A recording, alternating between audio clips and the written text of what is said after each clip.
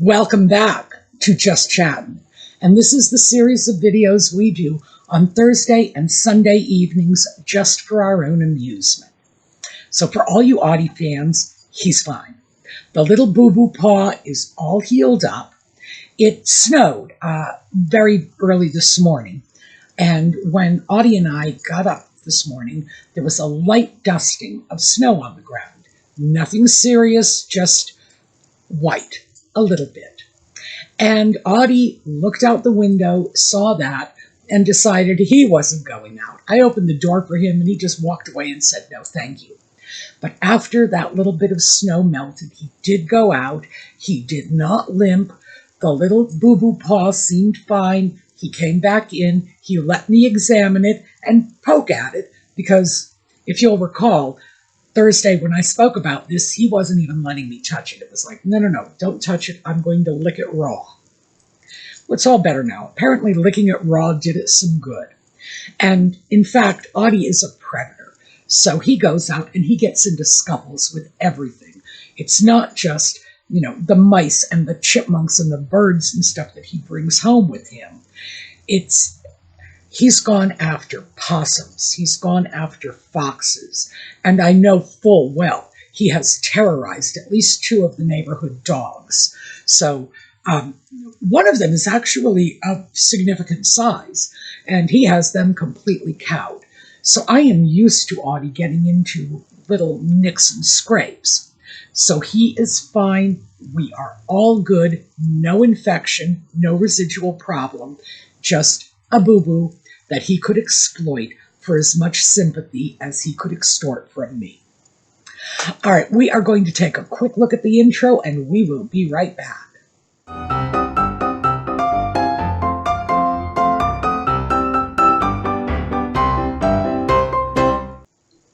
So, our friend Nutmeg has been quiet lately, as has the sock puppet, and I thought it might be an opportune moment to take a look at what the sock puppet has been maneuvering toward lately with his efforts to see if he can't cozy his way back into the royal family.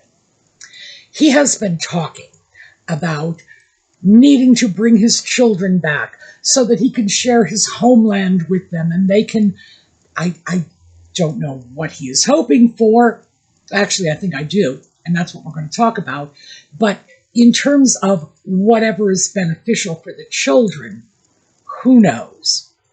So I thought we would take a look at that, what the possible game plan is and how realistic it is. So in order to discuss this, we have to make a couple of little leaps of faith here. 1, we have to assume that the putative children actually exist. I know a lot of you are already hitting up on your keyboard about this. We need to do this in order to discuss what the sock puppet's plan is. I am not saying I believe the children exist. I think you all know that the only evidence I have of the existence of these children is the word of 2 known liars. So I have to say, dubious at best. But let's assume the putative children exist. 2, let's assume that the putative children are, in fact, the biological children of Nutmeg and the sock puppet. Now, DNA can establish that, and who knows? That may well be something that takes place officially or unofficially somewhere down the line. But for the moment, let's just assume. Now, the issue of surrogacy is something entirely different that cannot be established at this point in time through a DNA analysis. It is possible, and I have to say this because it is possible, at least theoretically, that there might be some DNA residue from the gestating mother. I don't know. This is definitely outside of my wheelhouse. But even if the children were born of surrogacy, the children of the body terminology in the succession law does not necessarily mean the children had to be delivered by Nutmeg, but that, if it ever comes up, would be an issue for British legal scholars to tackle. Of the body seems to have very specific connotations to some of us, but I can clearly see that being the biological children of Nutmeg and the sock puppet might carry weight. Who knows? So, that, I guess, is the third point we are going to have to concede in order to have this discussion.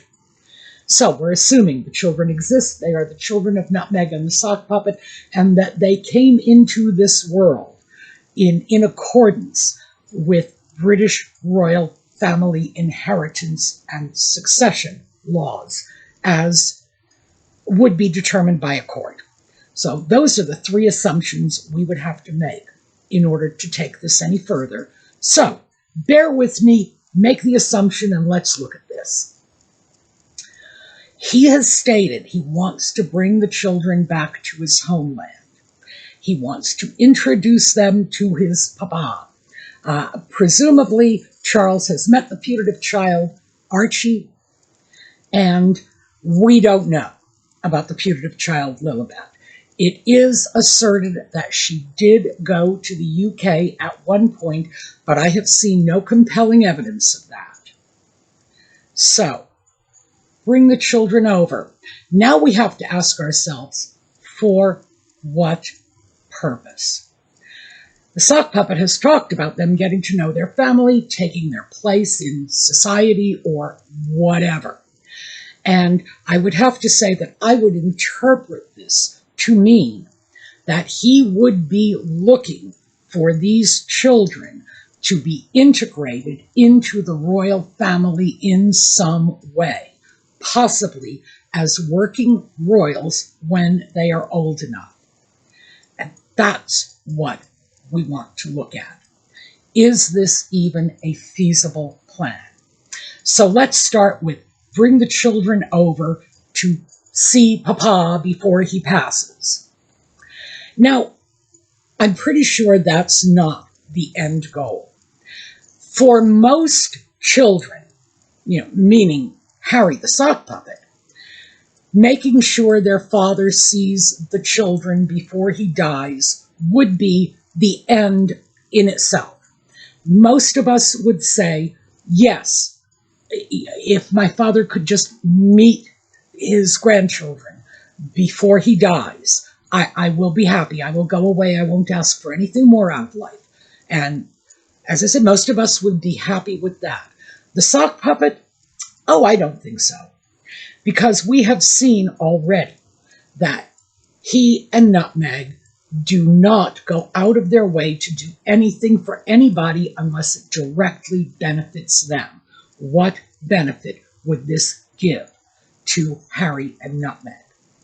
Virtually none, not directly anyway. Bringing the children over, getting the photos, remember they are merchandising those children, and photos with Charles makes them a more valuable commodity for Nutmeg to sell online. New Instagram pictures. Yes, it would enhance the marketability of the children, but that would not benefit the children in any way. That would benefit Harry and Nutmeg. Charles obviously would benefit if these were his grandchildren from seeing them. But is this enough of an end game for the sock puppet? And I would say no. He's probably looking for more than this. What more could he be looking for? Well, obviously, enfolding these children into the royal family. I would assume at this point, the sock puppet, unless he is even dumber than I thought, and to be honest with you, nobody could be dumber than I think he is. But if he has actually hit that point where he should be having a diagnosis and going into an institution, he has probably accepted the fact that he is not likely to be a working royal again anytime soon. We don't even have reason to believe he would want that. He tried it once before, and he hated it. It was miserable. He felt trapped. It was stressful. It was awful. He had to go out in public. He had to face the cameras. Funny how he doesn't have a problem with that anymore. But that aside, he has gone on record as stating he hated that. He hated growing up in the royal family. It was like growing up in a fishbowl. He cringes every time a flash goes off from the way he was stalked by the paparazzi. They killed his mother. They're trying to kill his wife. We all know the litany of complaints he has about this. So even if this is something that in the back of his mind he thinks is possible, and he'd have to be pretty stupid to think that, it wouldn't last. We've already seen that. He tried it once. He didn't like it.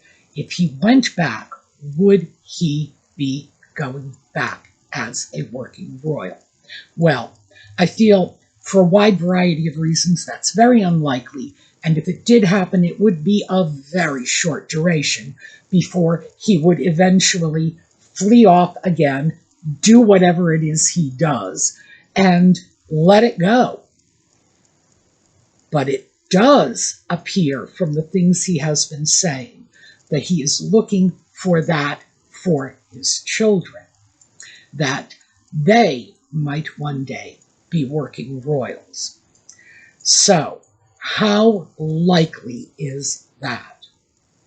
Now, let's start with the fact that although the putative child Archie was born in the UK, allegedly, spent about 6 or 8 months there, and then came to the US. The child is 6.5 now, so he has spent virtually all of his life in the United States. The putative child, Lilibet, who, by the way, is only a British citizen. She has dual citizenship. She is only a British citizen, half, by virtue of the fact that her father is a British citizen. So this is an inherited citizenship, nothing that is tied up in her in any direct way. And she's been here her entire life. Is it likely that Nutmeg is going to allow her putative children to be raised in the UK? Not likely at all. She has gone on record stating she does not want to go back, and I think we all know the reason for that. She will not be accepted. She's through with the UK. So the children will not be raised in the UK. It's been speculated because, of course, we know that Charles would legally have the right to take custody of the children, which is the right that a monarch has, but I don't think it's ever been enforced, at least not in recent times. Would he do that? Very unlikely. Would a court allow it in the 21st century? Again, very unlikely. So, would Nutmeg voluntarily give up these children? Oh no, they're far too valuable. She's already getting her mileage out of merchandising them, and I'm sure she realizes there's more to come. As the Royal Grift says, lily-bucks. The fact is that these children have a real monetary value to her, and she is not going to let go of that. So the children are going to be raised in the United States. Bringing them over occasionally to the UK in order to show them off, get some photo ops, get Charles patting them on the head, saying, "Lo, and I do accept that these are my grandchildren," merchandise the daylights out of them. That is not going to be enough to eventually secure their place as representatives of the monarchy, representatives of the crown, as all working royals are. Will the British people accept this? And I would have to say absolutely not. Would it be sensible for them to accept it? Ooh, that's an even bigger no. Because these children will be American. They will have American values. They will be raised in the United States, they will be speaking American English. And it's all well and good to say, look, Great Britain was the mother country. That's where our language, our culture, and so on comes from. You know, as Americans, Canadians and Australians probably feel very much the same way, but not being Canadian or Australian, I can't speak for them. But we do tend to look back at that. We look back at British history pre-18th century as our history. This is where our country came from. And yeah, we speak the same language. Yes, we feel a sense of kinship. We understand the history. We know the British people up to a point. Are we, as Americans, British? Absolutely not. Do we fully understand them? Absolutely not. Do they fully understand us? Absolutely not.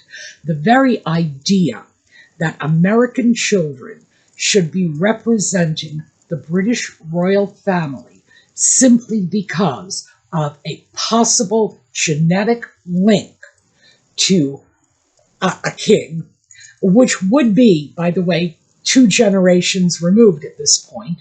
Remember, they may be Charles's grandchildren, but the throne will pass to William and then to George. I imagine the sock puppet is thinking that by the time George is ready to take his place as a working royal, that it will be necessary to produce a few more working royals. But I would say the British people already have the royals they need waiting in the wings. They have Lady Louise, and they have James, what is he, Earl of Wessex now? And those 2 children are lovely. They're beautifully behaved. They're not getting into any trouble. They're attractive children. Oh, and that counts these days. They are very photogenic. They seem to be bright, lively, happy children. Furthermore, the little Cambridge, Wales children have grown up with the Tyndall children. And yes, these are children on another branch of the family, but they are children who are very close to them in age, and they have relationships with them. George, Charlotte, and Louis will be thinking of their cousins in terms of the Tyndalls, of the Wessexes, possibly even the York girls' children. But are they going to be thinking of their cousins in terms of the ex-royals of Montecito? Very, very unlikely. Yes, there may possibly be a biological connection between the Cambridge children and the Montecito children. But is there bonding there? Well, at this point, George is 12 and has had no time with the Montecito children at all. So, is there any possibility of bonding? Not really. Not really. If the children had grown up together, very possibly there might be. The fact is that whatever decisions are going to be made are not going to be made by Charles. Charles is not going to be in a decision-making position by the time the putative children of Nutmeg and the sock puppet are old enough to be, even assuming one wanted to consider them as working royals. Charles is not going to be with us at that point. That is just extremely remote. Now, I'm not looking to put Charles into an early grave, but the fact is he's already well into his 70s. These children are still barely out of toddlerhood. So what are we looking at? We're looking at least 15 years before this would even be a possibility. Charles, at that point, would be in his 90s. I don't think any of us are expecting that with his cancer diagnosis, that's going to be a realistic possibility. And again, not trying to push him into an early grave. It's just that facts are facts. And I do not think Charles is going to be with us until those children reach adulthood. And even if he is, remember, William is next in line. And William will be in a position to choose the members of the royal family around him that he wishes to enfold into that group of working royals. Edward and Sophie are probably still going to be young enough to be of service. And remember that people like the Duke of Kent and the Duke of Gloucester served well into their very late old age. So Sophie and Edward, they could do the same thing.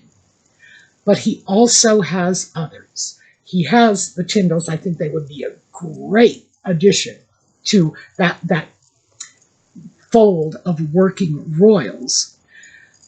He has the York girls. I don't think they would be such a great addition, but hey, they're there. They are members of the royal family. But as time goes on, he has 3 children of his own. And George, Charlotte, little Louis, I'm waiting for that one, can take their place. 2 American children coming in saying, "But it is my birthright," quoting their father, of course, would only be perceived as interlopers. The fact is, there is no room at the table for Harry anymore. And that was his own decision. He walked away. Nobody threw him out. He walked away. Is there room at the table for his children? No. I think he sealed that deal when he made sure that his children spent their early years in the United States. Because even if they went to the UK tomorrow, could they ever really be Brits? And I don't think so. I do not think so. I think there is something inherent in the British nature that you just don't get by osmosis. You get it by living in the UK, being surrounded by people who remember the Blitz, who remember the privations following the Second World War, who remember the lively days of Carnaby Street and the Beatles and whatever. That is part of the British character. And you can't just transplant that. So, do I think he has a viable plan? Absolutely not. Do I think the British people would accept it, even if he could persuade Charles to pat the children on the head and say, "Lo, lordy, lordy, these are my grandchildren"? No, I do not. Do I think William would be bound by any decisions Charles would make? Of course not. Do I think George would consider himself bound by this? And at this point, we're 2 generations away. Of course not.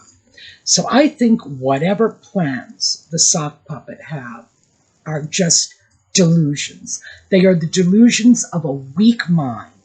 And there is a very good possibility here that Nutmeg is the one who is behind this. Because remember, merchandising the children, she would like nothing better than to get a whole stack of pictures of these children with their grandpapa the king. Again, Instagram, merchandising, but let me throw another one out to you. Does anybody know where the grandchildren of Princess Margaret are today? She was Elizabeth's sister, and we are now, 2 generations away from Elizabeth. I know where one of Margaret's grandchildren is, and she is in fact in France And the only reason I know this is because apparently she never married and is living with her two closest female friends, which has led to a certain amount of tawdry speculation in the media. And that just happens to be why I know where she is and who she's living with. If she had chosen a less unconventional lifestyle, I would probably not know where she is either. The fact is, you give enough time and no one cares.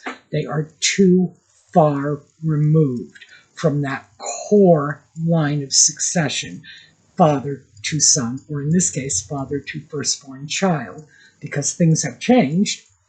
And at this point, no.